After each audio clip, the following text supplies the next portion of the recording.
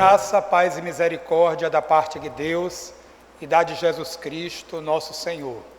É a Igreja Presbiteriana Memorial, em mais uma transmissão dominical, chegando até você neste domingo. E eu o convido, bem como a sua família, para que nos reunamos e ofereçamos ao Senhor um tempo de adoração, um tempo de culto, um tempo de louvor ao único que é digno de receber louvor, honra e glória.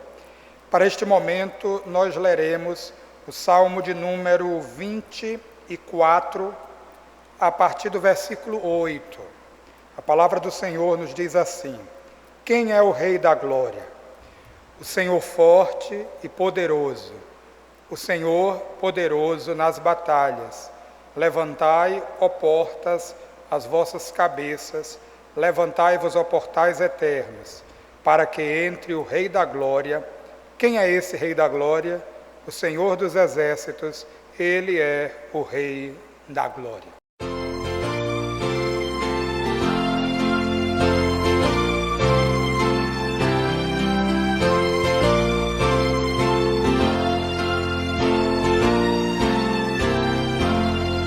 Louvamos-te, ó Deus, pelo dom de Jesus, que por nós pecadores morreu sobre a cruz. Aleluia, toda glória te rendemos, Senhor. Aleluia, tua graça imploramos, amém. Louvamos-te, ó Deus, pois nos mandas a luz, que brilhando nas trevas a Cristo conduz. Aleluia, toda glória te rendemos, Senhor. Aleluia, tua graça imploramos, amém. Louvamos-te, ó Deus, por teu Filho Jesus, que foi morto, mas vive no reino da luz.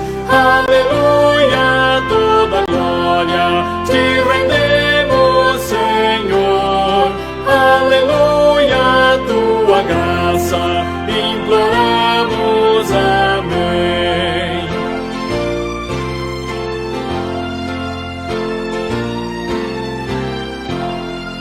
Louvamos-te, ó Deus, e rogamos, Senhor, dá-nos sempre sentir teu poder, teu amor.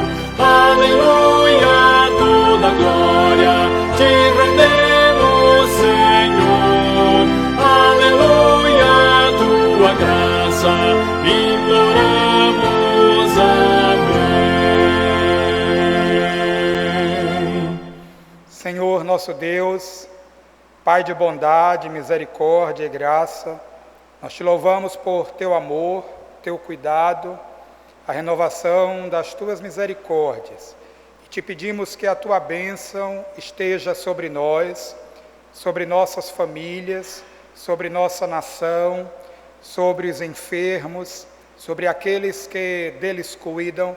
E nesta hora, Senhor, quando em famílias nos reunimos em nossos lares para clamar por tua misericórdia, por tua graça, para ouvir a tua voz, nós pedimos que o Senhor fale aos nossos corações através da instrumentalidade do pastor Rodrigo.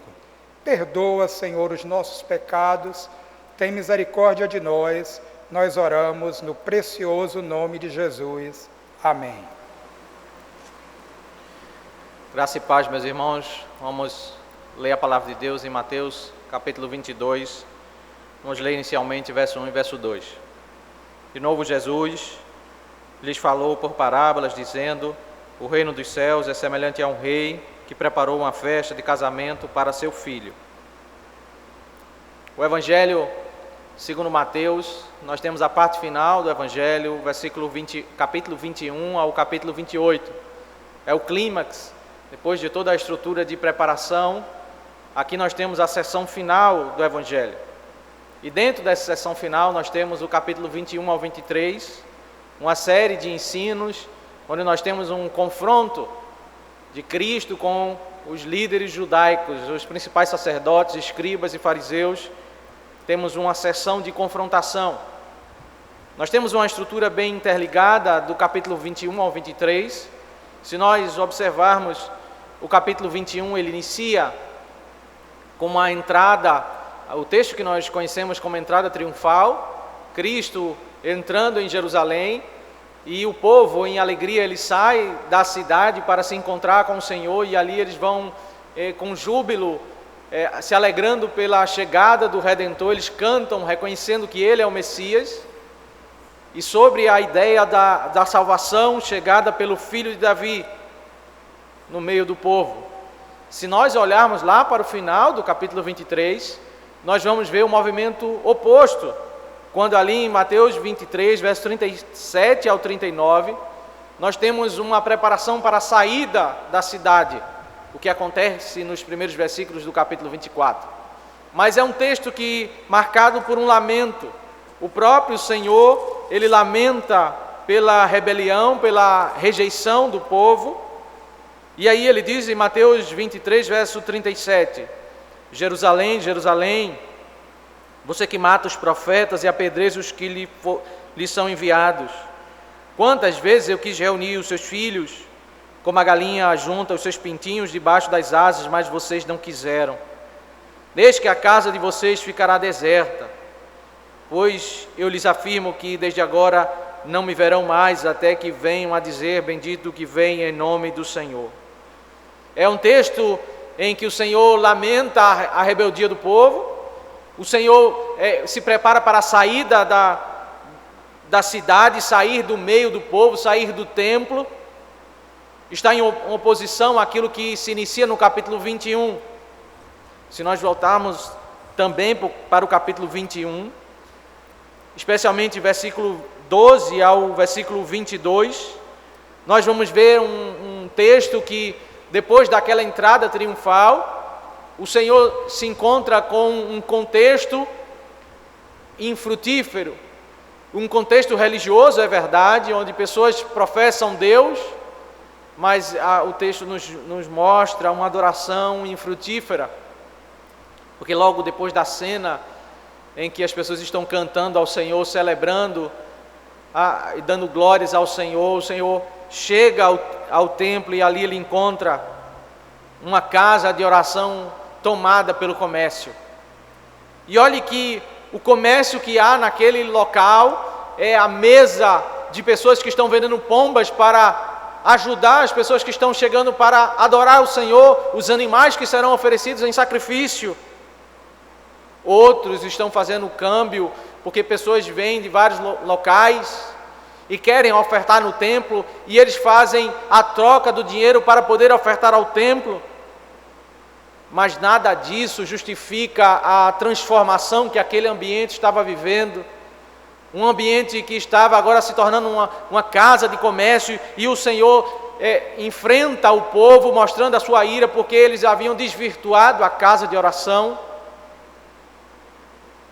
O texto seguinte, a partir do verso 18, da figueira sem fruto, a figueira que é o símbolo de Israel, ela retrata muito bem os versos anteriores, porque exatamente a figueira sem fruto é o cenário que ele encontrou ali no templo.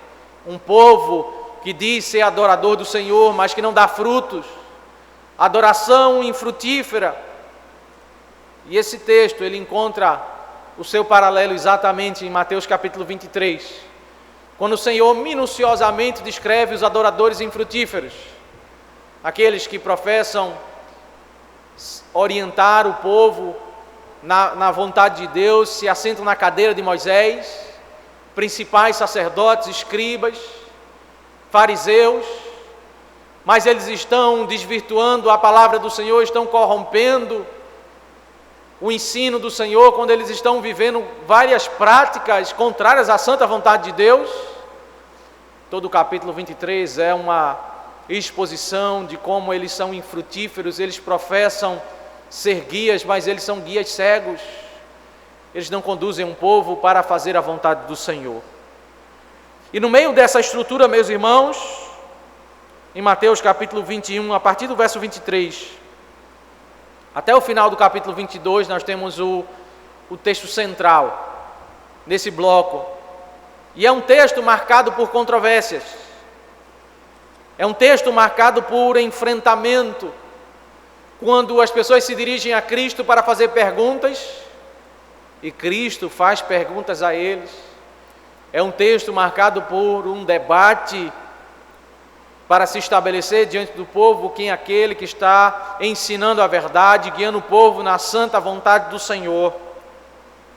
É nesse bloco que nós vemos, de fato, o verso 16 do capítulo 21 sendo claramente vivenciado nesses dias. O verso 16 do capítulo 21 é o verso que cita o Salmo 8, quando ali as crianças estão cantando o perfeito louvor. Eles estão agora reconhecendo Cristo como o Messias, dando testemunho aos incrédulos. Mas há uma parte do Salmo 8 que é omitida aqui na citação, que é para fazer emudecer o inimigo e o vingador. Mas é exatamente essa parte que é desenvolvida a partir de Mateus 21, verso 23. É Deus, nesse confronto com os líderes judeus, eles silenciando essa liderança, mostrando a verdade de Deus. Se você observar em Mateus 21, verso 23, até o verso 27, nós temos um bloco em que o Senhor faz uma pergunta e eles não podem responder. No final dessa estrutura, lá em Mateus 22, verso 41 ao 46, da mesma forma, é assim que vai se encerrar essa estrutura de paralelos, quando o Senhor novamente faz uma pergunta e eles não podem responder. E o que temos no centro, mais adentro desse texto, nessa estrutura de confrontação, de perguntas para questionar a veracidade daquele que ensina, nós temos o Senhor Jesus confrontando os líderes judaicos com 3 parábolas. E em seguida nós temos esses líderes confrontando o Senhor com 3 perguntas. São 3 parábolas. Parábola dos 2 filhos, a parábola dos lavradores maus e a terceira parábola, que é a que nós vamos examinar, a parábola das bodas. Para em seguida nós temos o questionamento sobre o imposto, sobre a ressurreição e sobre qual é o maior dos mandamentos. A parábola das bodas faz parte dessa estrutura de confrontação. Ela é a terceira dessa série de parábolas que confrontam a liderança judaica, que visa denunciar o erro deles, apresentar eles como falsos mestres e mostrar a glória do Senhor e a rebeldia desses homens que não querem se arrepender dos seus pecados e se prostrarem diante do Rei dos Reis e Senhor dos Senhores. Vamos examinar a parte introdutória da parábola no verso 1 e verso 2. Mateus 22, verso 1 e verso 2.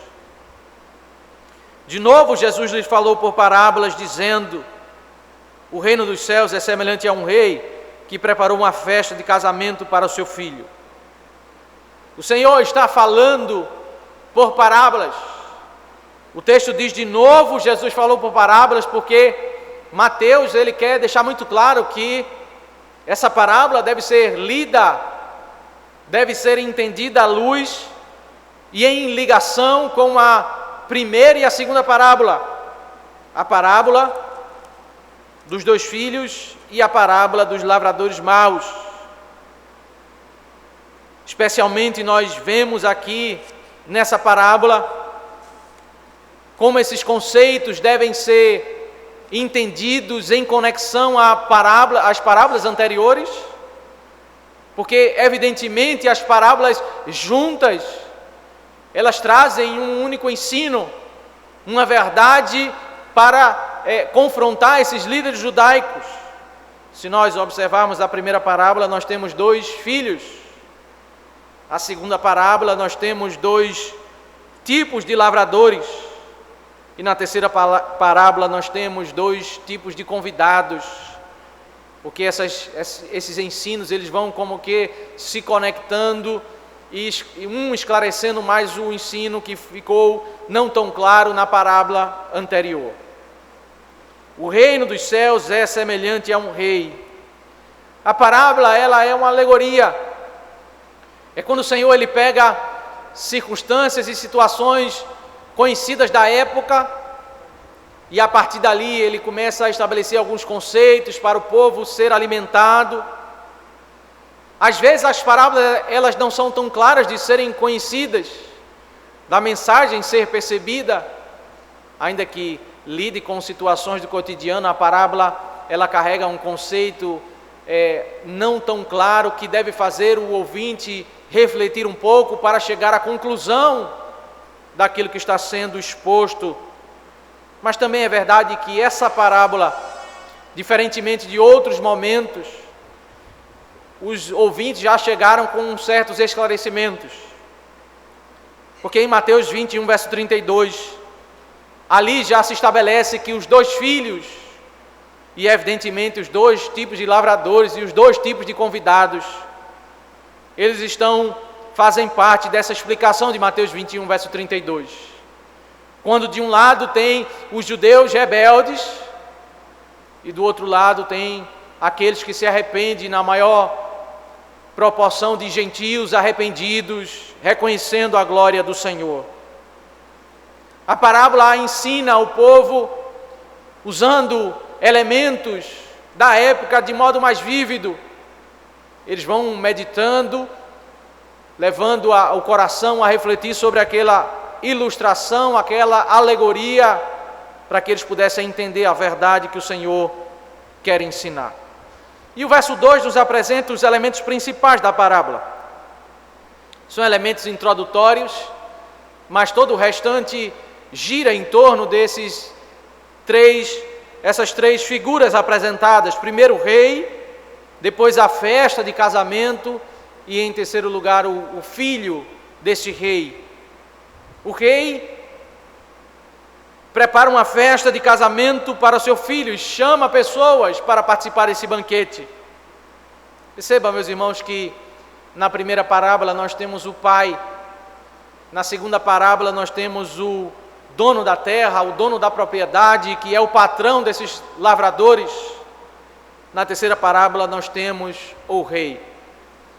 Os judeus precisavam entender isso, que ainda que eles tratassem o Senhor como pai, alguém chegado, eles deveriam temer o Senhor de tal modo que, entendendo dessa relação de mais próxima para mais distante, no sentido de grandeza, o Senhor é pai, o Senhor é o dono, mas acima de tudo o Senhor é o rei de toda a terra, a quem nós devemos temer, a quem nós devemos ouvir, a quem nós devemos honrar.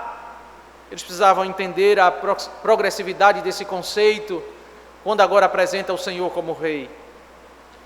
A festa de casamento é algo que gira nessa parábola, é algo central nessa parábola, porque naquele contexto as festividades de casamento eram algo muito importante, especialmente quando um rei dá uma festa, e é a festa do seu filho. Isso mostra como eles deveriam valorizar essa festividade. Veja que a primeira parábola ela sai de um contexto onde honrar o pai significa ir trabalhar na vinha. A segunda parábola, ao trabalhar na vinha, honrar o patrão é entregar os frutos. Mas a terceira parábola fala sobre agora ir pessoalmente ao convite do rei, de uma pessoa mais longe que trabalha na vinha para agora mais íntimo da presença do rei no banquete da festa de casamento do seu filho. E é o filho do rei a pessoa dessa festividade. Se na segunda parábola a grande estratégia dos lavradores foi matar o filho, A terceira parábola destaca que a morte desse filho não é o fim, porque é depois da morte que vai acontecer o casamento, as bodas do cordeiro. É depois da morte que o filho vai ter esse momento tão glorioso. Mas quando nós olhamos a partir do verso 3 ao verso 7, nós temos o tratamento desse rei para com os primeiros convidados. Nós vamos trabalhar esse texto dividindo do verso 3 ao verso 7, e depois do verso 8 ao verso 13, e por fim, analisando a conclusão no verso 14. Porque, seguindo a estrutura das parábolas anteriores, o foco dessas estruturas é sobre os dois filhos, os dois tipos de lavradores e os dois tipos de convidados. Esse é um enfoque que o Senhor está desenvolvendo. E do verso 3 ao verso 7, o Senhor vai tratar sobre o primeiro tipo de convidado. O verso 3, o texto diz: enviou seus servos a chamar os convidados para a festa, mas estes não quiseram vir. Enviou ainda outros servos, dizendo: diga aos convidados, eis que já preparei o meu banquete, os meus bois e animais de engorda já foram abatidos, e tudo está pronto, venham para a festa. O verso 3 nos mostra o convite que o rei fez por intermédio dos servos a esses convidados. Naquele contexto, o rei mandava chamar os nobres para uma cerimônia tão importante na vida desse império, desse reinado. O filho do rei iria se casar. Era um momento especial, um momento que deveria ser valorizado por todo o povo, especialmente por esses que tinham a honra de receber o convite. Esses nobres rejeitar o convite de um rei naquele contexto era algo extremamente afrontoso, desonroso. Uma pessoa recebia o convite do rei do casamento do seu filho, e ao rejeitar esse convite ele estava desrespeitando a pessoa do rei, desprezando o filho do rei e desconsiderando aquele momento tão importante que era o casamento do filho do rei. E é exatamente o que esses convidados fazem. Eles ouvem o chamado dos servos e eles não querem ir. Mas a parábola quer enfatizar a bondade do rei, como ele é gracioso em convidar esses convidados. Nós temos um segundo movimento no verso 4 ao verso 6, quando esse mesmo grupo de convidados, eles vão ter um novo convite. O verso 4 diz: enviou ainda outros servos, dizendo: diga aos convidados, eis que já preparei o meu banquete. Os meus bois e animais da engorda já foram abatidos. O rei agora manda os servos anunciarem como vai ser boa essa festa, como vai ter comida farta, como eles vão ser abençoados. O rei não está chamando eles para sofrerem. O rei está enfatizando e desenvolvendo aqui, dando mais informações nesse segundo convite. Como eles vão usufruir de animais cevados, como eles vão chegar mais próximo da presença do rei, e eles vão se deleitar naquele grande banquete, grande festividade. Mas o verso 5 diz: mas os convidados não se importaram e se foram, um para o seu campo, outro para o seu negócio. Outros, agarrando os servos, os maltrataram e mataram. Esses convidados, à semelhança do primeiro convite que foi feito, eles rejeitam, mas aqui o texto ele se preocupa em dar mais informações de como foi essa rejeição, por que aconteceu essa rejeição. Eles não se importaram. Alguns agiram com desprezo, seja por causa do campo deles, do cuidado das coisas que eles tinham, da própria vida deles, ou seja, porque eles tinham negócios dessa vida e eles estavam preocupados com o comércio que eles tinham estabelecido. Eles não estavam preocupados com a presença do rei. Essas pessoas desinteressadas desprezam a honra ao rei devida, a importância daquele evento. Outros, ainda mais grave, eles eles receberam um convite de um banquete gracioso, um banquete bondoso da parte do Senhor, mas o texto no verso 6 diz que outros, agarrando os servos, os maltrataram e mataram. É impressionante como eles reagem com ira a um chamado bondoso, um chamado gracioso. Eles amarram esses servos, eles espancam esses servos e eles matam. A ideia da morte é uma ideia que repete a estrutura da segunda parábola, quando aqueles lavradores mataram o filho quando ele foi buscar os frutos. Esses convidados, eles são semelhantes aos maus lavradores. Eles têm ódio pelo convite da graça. Eles têm ódio por aquela mensagem que foi chegada ao coração deles, ao ouvido deles. Eles não têm prazer nessa festividade do rei, nem no seu filho. Eles matam os mensageiros. E no verso 7 nós temos o rei visitando esse povo, esses convidados. O rei ficou furioso e, enviando as suas tropas, exterminou aqueles assassinos e incendiou a cidade deles. O Senhor visita esse povo. Perceba que na primeira parábola nós temos o Senhor dando ordens a 2 filhos, mas não fala-se na primeira parábola sobre o juízo, sobre consequências do que o Senhor faria ao filho rebelde. Na segunda parábola nós temos a promessa de que o Senhor vai visitar com ira aqueles lavradores maus que mataram o seu filho, mas não há realização. Mas na terceira parábola nós temos o cumprimento. O Senhor não fala, o Senhor promete, e agora o Senhor cumpre.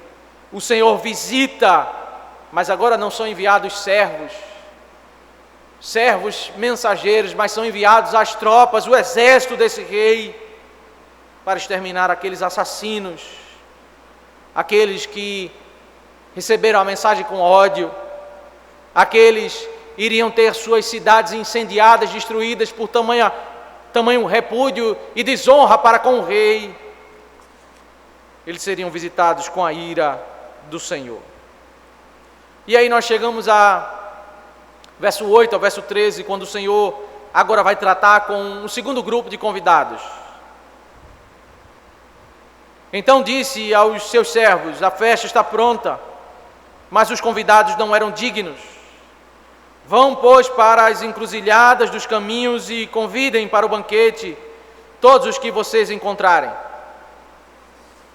Esse bloco, ele repete a estrutura do verso 3 ao verso 7, quando nós temos o convite e depois uma visitação. No verso 8, nós vemos que o Senhor se dirige aos servos, do que eles deveriam dizer aos convidados, falando sobre como aqueles primeiros nobres que foram convidados, eles de fato não agiram como nobres, eles não foram dignos do convite, dignos de como eles deveriam tratar o rei, tratar o filho do rei e tratar aquela festividade, as bodas do filho do rei. A festa está pronta, eles deveriam ir agora para as encruzilhadas dos caminhos, para os lugares mais distantes, onde viviam as pessoas mais pobres, as pessoas mais desprezadas da sociedade. Não viviam ali os nobres.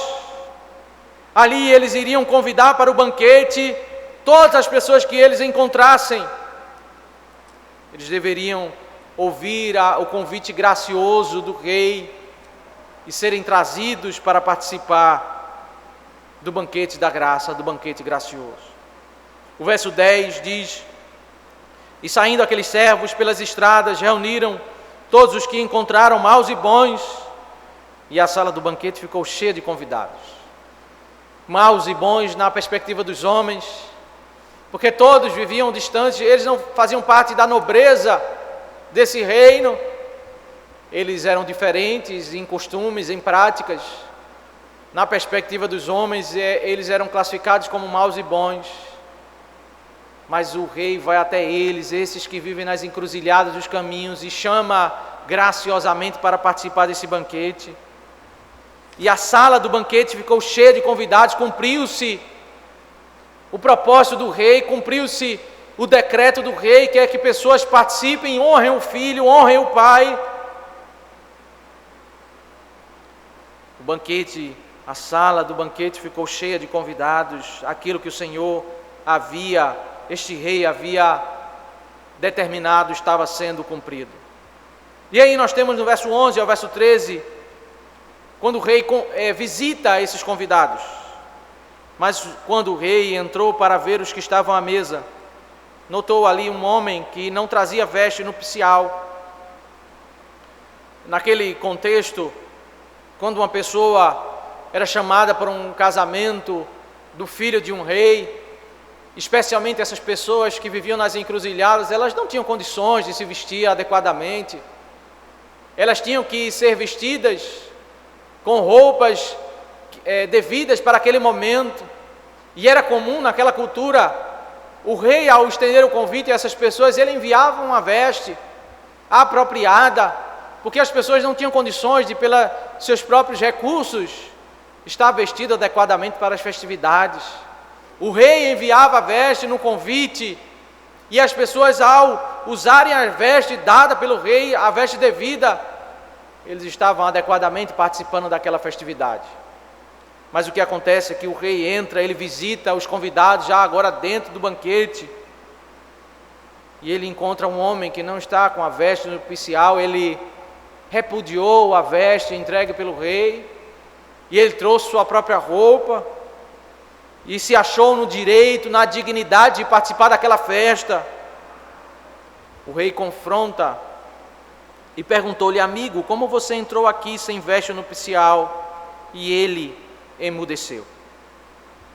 Esse verso 12 é muito importante dentro de toda essa estrutura que nós estamos vendo, de perguntas que servem como confronto, essa estrutura que remonta ao Salmo 8, que é citado em Mateus capítulo 21, é exatamente o Senhor enfrentando o seu inimigo, e ele não tendo argumento para responder ao Senhor, ele sempre emudecido.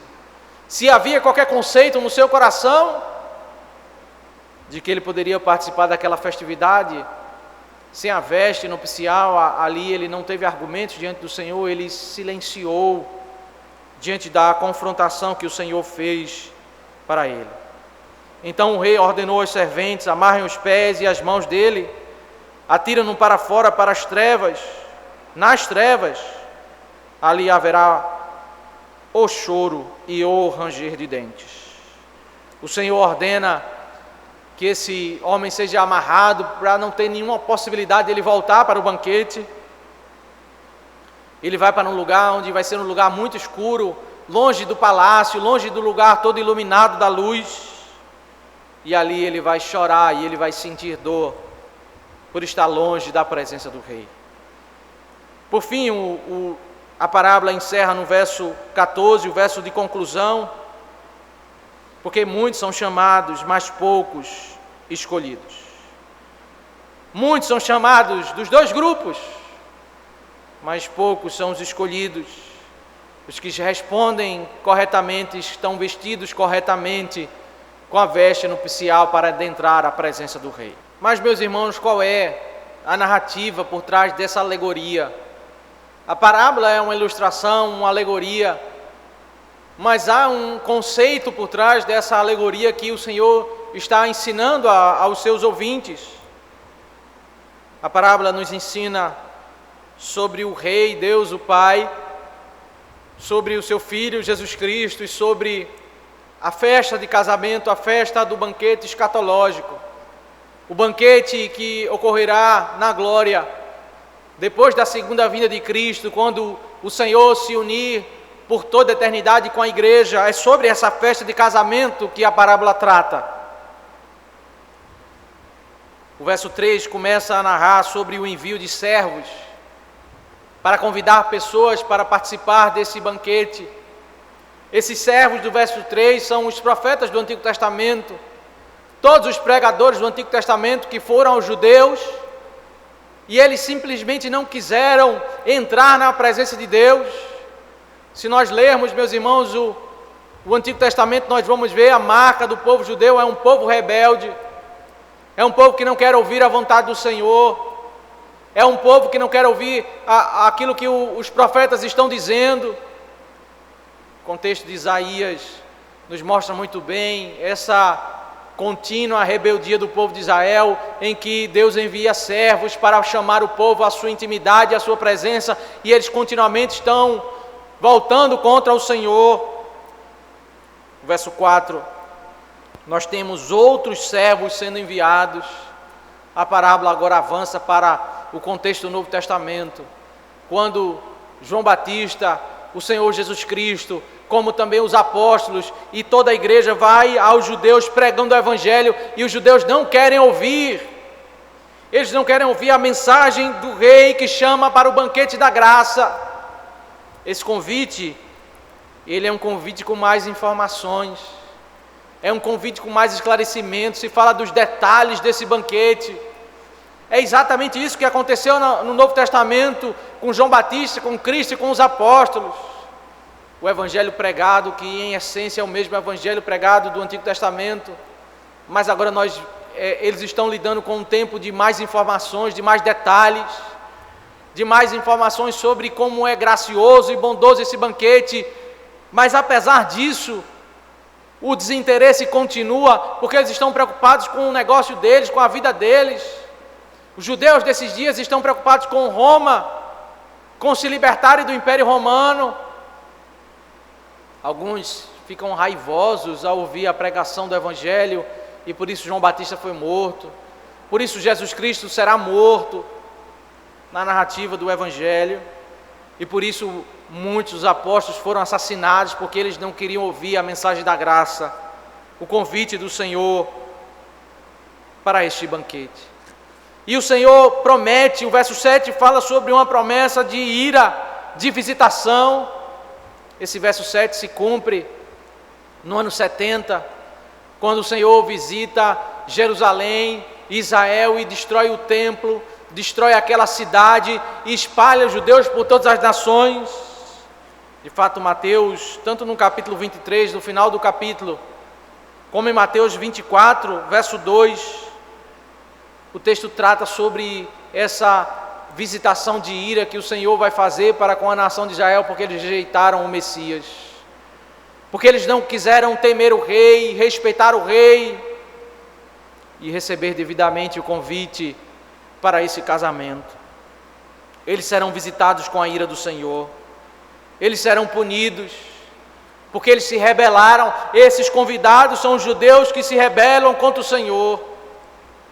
Mas o verso 8 começa a mostrar agora o Senhor enviando servos para convidar aqueles que estão nas esquinas, nas encruzilhadas. São os gentios, somos cada um de nós, em que o Senhor veio nos tirar de uma vida de longe da sua presença, sem dignidade alguma, ainda que fôssemos considerados pelos homens como maus ou bons. Mas a verdade é que nós estávamos nas encruzilhadas, longe da presença do Rei, e o Senhor enviou os seus servos para todas as tribos, línguas e nações, para serem reunidos nesse banquete, para adentrarem na presença do Rei, para estar presente naquele momento glorioso do banquete que ocorrerá depois da segunda vinda de Cristo. Mas a parábola também nos informa que haverá pessoas dissimuladas, pessoas que respondem positivamente ao convite, mas elas não querem as vestes nupciais, elas não querem a veste dada pelo Rei, a obra de Cristo, a obra redentora, confiar somente em Cristo para ser revestido de dignidade e entrar na presença do Rei. As pessoas que querem confiar nos seus próprios méritos, que querem entrar na mesa, sentar-se na mesa do Senhor e desfrutar desse banquete pelos seus próprios méritos, pela sua bondade, encontram exatamente a figura desse homem, que ele entra na festividade sem a veste nupcial, sem os méritos de Cristo. Ele não entende que a salvação é pela fé, ele está confiando nas obras e os méritos para ser salvo. Ele professa ser um servo de Cristo, um servo de Deus, ele professa honrar o rei, ele quer fazer parte desse banquete, mas ele quer fazer isso usando as suas vestes, os seus méritos. Ele não acredita que a salvação é pela graça, pela fé. Ele acha que pela sua conduta que ele é salvo. Naquele dia o Senhor ele vai se dirigir a essas pessoas: como você acha que você pode entrar aqui sem as vestes nupciais, sem a obra de Cristo, sem estar fundamentado na obra de Cristo para ter a salvação e ter o privilégio de adentrar a presença de Deus? O resultado é que o Senhor vai lançar fora essa pessoa no lago de fogo. Ali haverá choro e ranger de dentes, ali haverá um sofrimento, não como comparado como qualquer sofrimento desta vida, mas o texto literalmente diz: ali haverá o choro. Haverá um choro maior do que todos os choros desta vida. Haverá um ranger de dentes, um sofrimento, uma dor inigualável. Pois por toda a eternidade uma pessoa vai passar sofrendo longe da presença de Deus. Um lugar de escuridão e trevas, um lugar de choro e um lugar de sofrimento. O Senhor está como que alertando aqueles que não querem ouvir a sua voz, qual será o destino deles se eles não se arrependerem dos seus pecados. A conclusão é que o Senhor, Ele escolhe o seu povo, e são os escolhidos, meus irmãos, que adentram a sua presença. São os escolhidos, os eleitos do Senhor que ouviram o convite e ao ouvir o convite foram regenerados. E não pela sua própria condição, não pela sua própria bondade, mas porque a graça do Senhor foi até eles. Abriu o coração deles, eles se arrependeram no momento em que eles ouviram a pregação da palavra. Eles tiveram prazer em atender esse chamado, e regenerados pelo Senhor, eles respondem a esse chamado para servir ao Senhor, para honrar o Rei, para glorificar o Filho do Rei, para professarem a glória desse Rei e serem servos desse Rei. Os escolhidos são esses regenerados pelo Senhor, que participarão do banquete na glória eterna. Mas que lições, meus irmãos, nós podemos extrair dessa parábola? Eu quero destacar duas lições que nós podemos tirar aqui ao meditar sobre esse texto. Ao ver essa alegoria, essas figuras, e em primeiro lugar eu quero destacar a importância da pregação. Me parece que esse é das ênfases da parábola.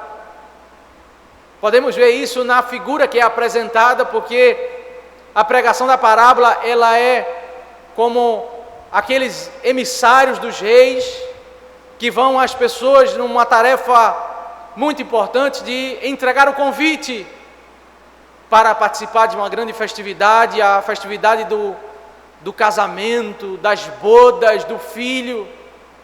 A pregação do Evangelho é o método escolhido pelo Senhor, o Deus eterno, para trazer os escolhidos, trazer os convidados, para estarem à sua presença. Os emissários, com esta grande dignidade, encontram um paralelo na pregação do Evangelho. A pregação do Evangelho, ela é importante porque ela é eficaz para fazer a vontade do Senhor. Mas quando nós pensamos em eficácia, nós não devemos pensar isso por meio de uma mente pragmática, de uma mentalidade que define eficácia ou valor em algo ao olhar para números, ao olhar para o valor que o homem dá àquilo que Deus estabelece. Na realidade, nós vimos aqui na parábola que no primeiro envio dos servos escolhidos pelo Senhor, usando o método estabelecido pelo Senhor, eles são rejeitados. A pregação do Evangelho foi usada no Antigo Testamento pelos profetas, pelos servos de Deus, e os judeus não se arrependeram, eles rejeitaram a pregação da palavra, eles rejeitaram o Senhor. Mas a pregação ali foi eficaz.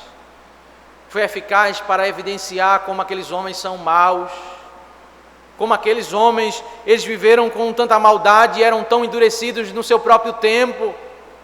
A pregação foi eficaz. a pregação foi eficaz também nos dias de João Batista, de Cristo e dos apóstolos, quando eles pregaram e ali as pessoas responderam tanto com desinteresse como também com ódio. Alguns desinteressados não quiseram nem ouvir, alguns ficavam raivosos quando eram confrontados. Foi por isso que João Batista foi preso, foi por isso que ele foi decapitado, foi por isso que os judeus tinham tanto ódio de Cristo e conduziram o Império Romano a crucificar ele. Eles influenciaram a multidão a clamar por Barrabás porque eles não quiseram, os judeus não quiseram ouvir a pregação do Evangelho. Mas a pregação era eficaz e continua sendo eficaz. Até nessas pessoas que entram no meio do banquete dissimuladas, adentram no meio da igreja para querer participar desse banquete, a pregação do Evangelho é eficaz porque Deus faz o seu propósito. A pregação do Evangelho é eficaz para trazer vida ao coração daqueles a quem o Senhor regenera. A pregação do Evangelho é eficaz para trazer o seu povo à sua presença. A eficácia da pregação não está no número, não está no parecer que os ouvintes dão aquilo que o Senhor estabelece. A pregação do Evangelho é o método eficaz estabelecido pelo Senhor, porque o Senhor, o Deus eterno, Ele utiliza-se desse meio para fazer, no dia final, a sala do banquete estar repleta de convidados. O número exato, nem menos nem mais, o número que Ele determinou vai estar ali cumprido, porque o Deus usa a pregação do Evangelho para fazer a sua vontade. É pela pregação do Evangelho que nós, como igreja, somos alimentados. É pela pregação do Evangelho que o Senhor estabelece a sua vontade para aqueles que estão distantes do Senhor. Mas também há uma outra lição que nós podemos extrair, além de entendermos o valor da pregação do Evangelho. Nós precisamos entender que uma das ênfases da parábola, desse bloco que vem ocorrendo de 3 parábolas, é de que os ouvintes, aqueles que estão diante da pregação do Evangelho, eles devem ter uma resposta positiva. Sempre há 2 caminhos: os 2 filhos, os 2 tipos de lavradores e agora os 2 povos, os 2 convidados. Estão diante da pregação do Evangelho, existe uma falsa resposta. Falsa resposta, a resposta que pode parecer como uma resposta positiva diante do rei, mas não é uma resposta positiva. Isso é importante percebermos, porque a parábola ela é ensinada em um contexto religioso. Os ouvintes são pessoas que professam seguir a Deus, eles são judeus, eles estão debatendo questões religiosas, eles estão querendo servir a Deus à sua própria maneira. E o Senhor traz essa parábola diante daquelas pessoas que estão querendo debater com Ele sobre a verdade de Deus, sobre fazer a vontade de Deus. Mas eles têm uma falsa resposta, porque na realidade o coração deles não quer fazer a vontade de Deus, não quer seguir o Senhor. Eles professam querer obedecer a Deus, eles fazem até perguntas, mas na realidade eles querem, naquelas perguntas, eles querem enganar o Senhor, eles querem mostrar para o povo que o Senhor Jesus é um falso mestre. Eles professam a Deus, mas eles são desinteressados. Eles dizem serem servos de Deus, mas eles são odiosos quando estão confrontados com a palavra. Quando a palavra fala sobre arrependimento, eles se iram contra o Senhor. Mas a parábola, ela nos ensina, meus irmãos, qual é a verdadeira resposta. A verdadeira resposta não reside na bondade daqueles que estão sendo chamados, porque nós sabemos que nós viemos das encruzilhadas dos caminhos. Nós não tínhamos dignidade. A parábola quer destacar que a verdadeira resposta começa quando nós reconhecemos quem somos. Nós somos pecadores. O que o Senhor requer de nós é uma atitude de arrependimento, de reconhecermos as nossas falhas, de confiarmos na glória do Rei, na glória do Filho, na glória dessa festividade. de termos prazer, de estarmos nesse banquete na sua presença, de exaltarmos o seu santo nome, nos deleitarmos na glória da presença do Rei. Mas meus irmãos, o modo como nós reagimos quando nós ouvimos a pregação da palavra, isso vai evidenciar a que grupo nós pertencemos.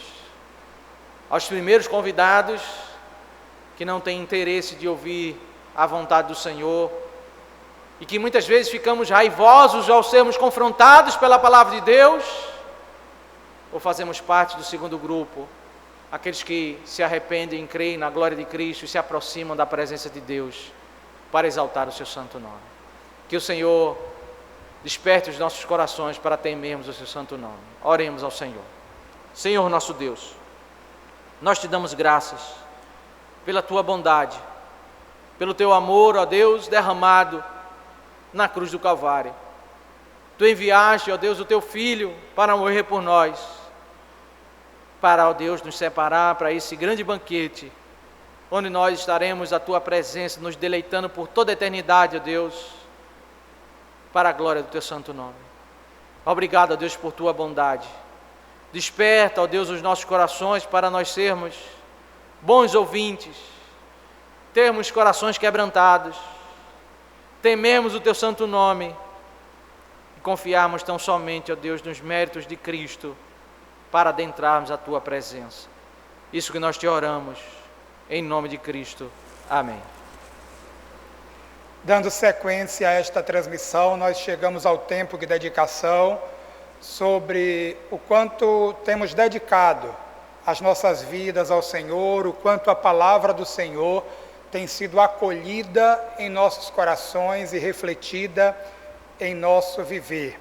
Enquanto louvamos ao Senhor, ao autor da nossa fé, nós devemos refletir que tudo que nós temos vem do Senhor e do que Ele nos dá, nós consagramos. Nós convidamos você a consagrar ao Senhor seus dízimos, suas ofertas. Isso pode ser feito através de depósito bancário, de transferência. Aparece em sua tela a conta da igreja, o CNPJ.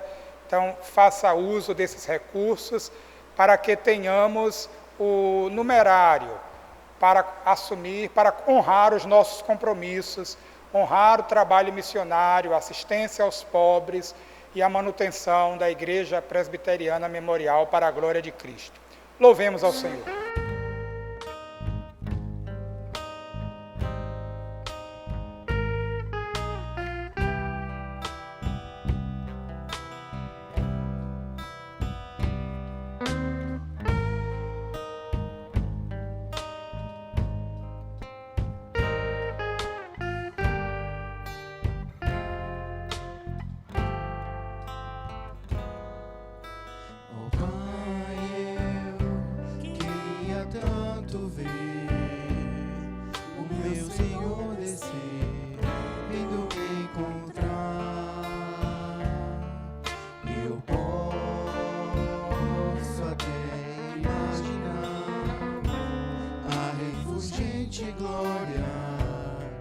do Senhor Jesus, transpondo as brancas nuvens numa escura azul, onde nem sul nem norte existirá.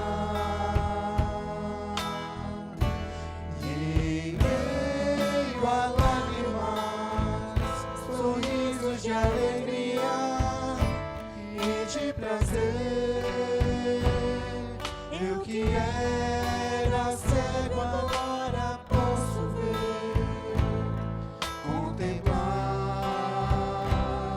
contemplar, enfim, por isso eu canto glória.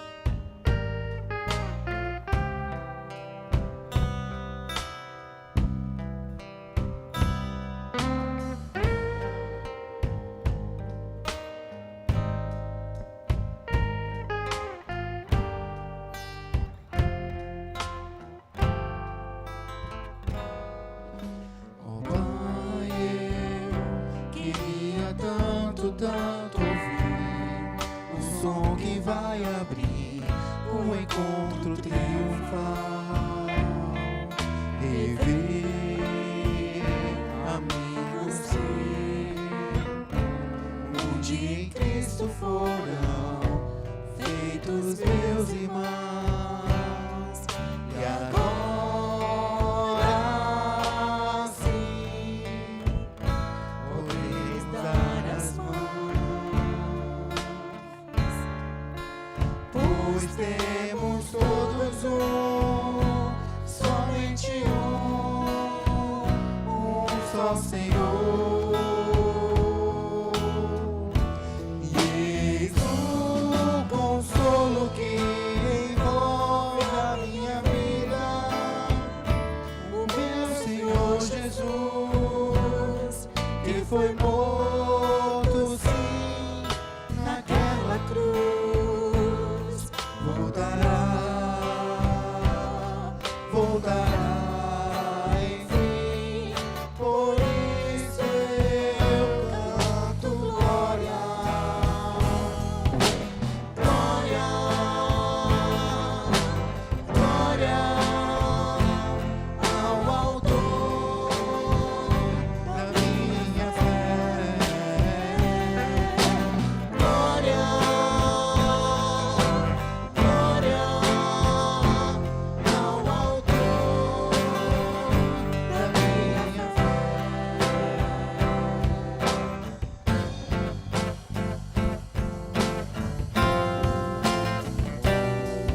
Glória ao Senhor, glória ao Senhor, glória ao Senhor, o autor da minha fé. Glória ao Senhor, glória ao Senhor, o autor da minha fé. Glória ao Senhor, glória ao Senhor, o autor da minha fé. A cada domingo nós agradecemos ao Senhor por tudo que temos, agradecemos ao Senhor mais um ano que Ele concede aos seus filhos e às suas filhas. Em nosso boletim nós temos os nomes de alguns aniversariantes e mencionamos Emerson Alexandre Santos de Oliveira, Ricardo Revoredo Lima Santos, Guilherme Maia Rodrigues. Também, se você está completando mais um ano de casamento, mais um ano de formatura, mais um ano de alguma data pela qual você agradece ao Senhor, esse tempo de gratidão também é seu. E nós vamos render graças ao Senhor em oração. Curve sua cabeça mais uma vez. Vamos orar ao Senhor. Glorioso Deus e Pai, nós te louvamos por bênçãos recebidas, por mais um dia que o Senhor acrescenta às nossas existências, por mais um ano que o Senhor concede aos nossos irmãos aniversariantes desta semana, pelo sustento que o Senhor nos tem dado, pela provisão, pela liberalidade em contribuir com o teu reino, com a tua casa. E o que nós te pedimos, ó Deus, é que os recursos que são consagrados para o teu serviço, que estes recursos sejam usados e multiplicados para a glória de Jesus Cristo e para a expansão do teu reino nesta terra, através da pregação do Evangelho, através do socorro aos mais vulneráveis, através da assistência aos pobres. Perdoa, Senhor, os nossos pecados, continua conosco. Essa é a nossa oração e a fazemos em nome do nosso Senhor e Salvador Jesus Cristo. E agora o que nós te pedimos é que o teu incomparável amor, que a graça salvadora de Cristo e as consolações do Santo Espírito estejam conosco e com Israel de Deus em toda a face da terra, desde agora e para sempre. Amém. Amém. Amém. Amém.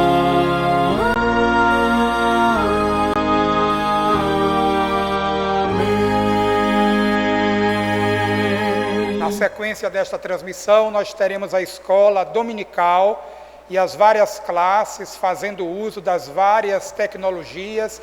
Aqui neste canal, as classes de jovens e adultos, pelo Skype, a classe de adolescentes e pelas diversas mídias, as classes do departamento infantil. Certamente é uma classe apropriada para você. No site da igreja você pode acessar tanto o material de estudo disponibilizado pelos professores, quanto os links para os respectivos acessos. Tenha um dia abençoado, tenha um estudo abençoado, e logo mais às 18 horas estaremos em mais uma transmissão.